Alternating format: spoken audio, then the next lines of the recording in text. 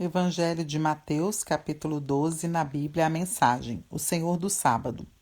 No sábado, Jesus e os seus discípulos atravessavam uma plantação de cereal. Famintos, os discípulos descascaram algumas espigas e comeram. Alguns fariseus disseram a Jesus: Seus discípulos estão quebrando as regras do sábado. Jesus reagiu: É mesmo? Vocês nunca leram o que Davi e seus companheiros fizeram quando estavam com fome? Ele entrou no santuário e comeu o pão fresco do altar que ninguém podia comer, senão os sacerdotes. Também nunca leram na lei de Deus que os sacerdotes, cumprindo seus deveres no templo, quebravam as regras do sábado o tempo inteiro e não eram condenados por isso? Na lei do sábado há muito mais que religião. Se vocês tivessem a menor ideia do significado daquela passagem da Escritura que diz: Desejo um coração sensível, não um ritual inflexível, vocês não seriam críticos de detalhes. O Filho do Homem não é escravo do sábado, é o Senhor dele. Depois de passar pela plantação, Jesus entrou na sinagoga. Estava ali um homem que tinha uma das mãos aleijada. Alguns dos presentes, com a intenção de acusar Jesus, perguntaram: É permitido curar no sábado? Ele respondeu: Existe alguém aqui que, se encontrar no sábado um cordeiro seu caído numa ribanceira, não irá tirá-lo de lá?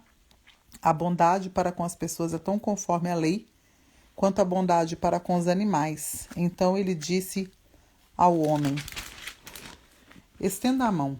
Ele obedeceu e foi curado. Os fariseus saíram furiosos, discutindo como acabar com Jesus.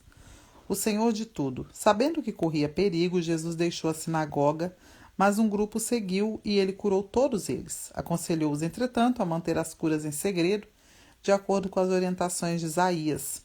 Observem bem meu servo, meu escolhido. Eu o amo muito e tenho muita alegria nele. Meu espírito nele está. Ele decretará justiça às nações, mas ele não gritará, não levantará a voz, não haverá comoção nas ruas.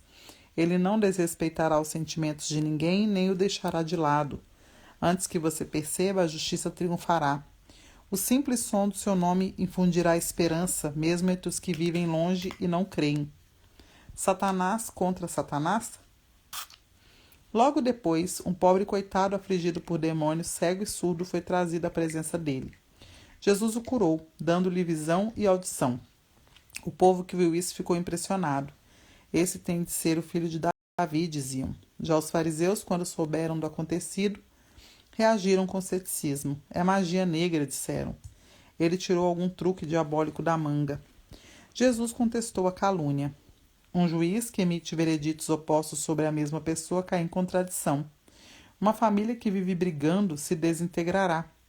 Se Satanás expulsa Satanás, não irá se destruir?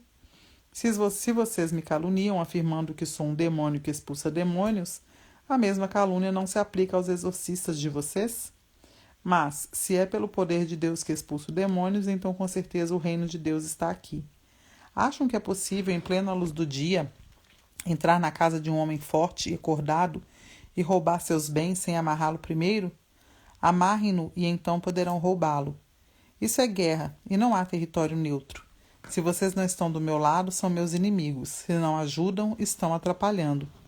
Não há nada dito ou feito que não possa ser perdoado, mas se vocês persistirem nas calúnias contra o Espírito Santo de Deus, estarão deliberadamente rejeitando aquele que perdoa.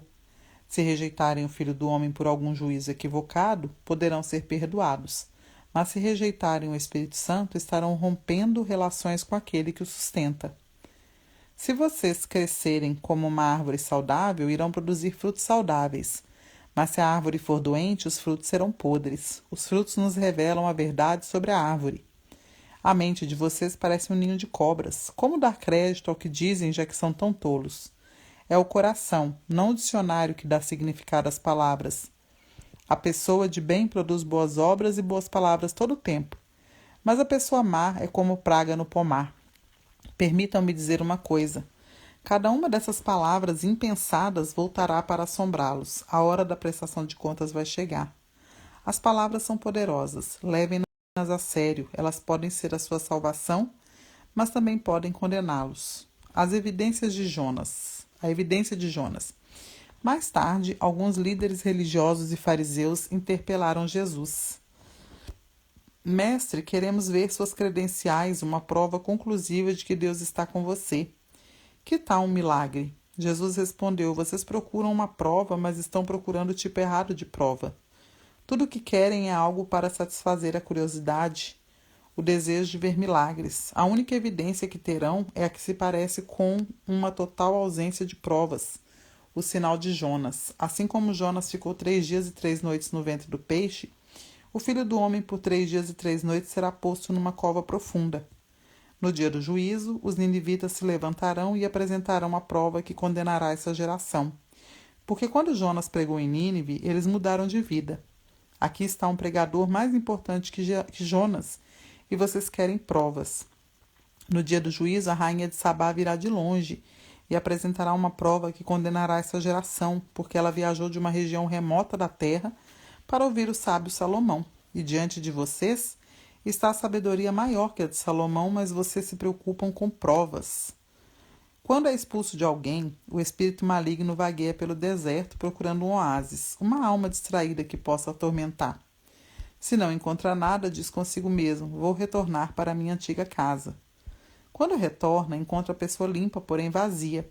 Então o espírito reúne outros 7 espíritos ainda piores e todos se instalam ali. O estado da pessoa agora é pior do que antes.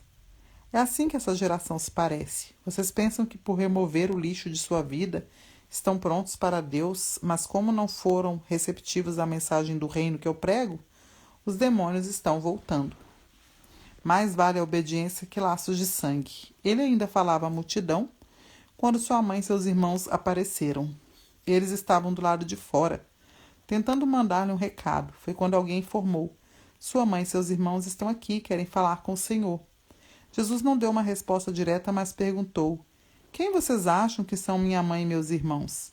Ele então apontou para os seus discípulos: olhem bem, estes são minha mãe e meus irmãos. Mais vale a obediência que laços de sangue.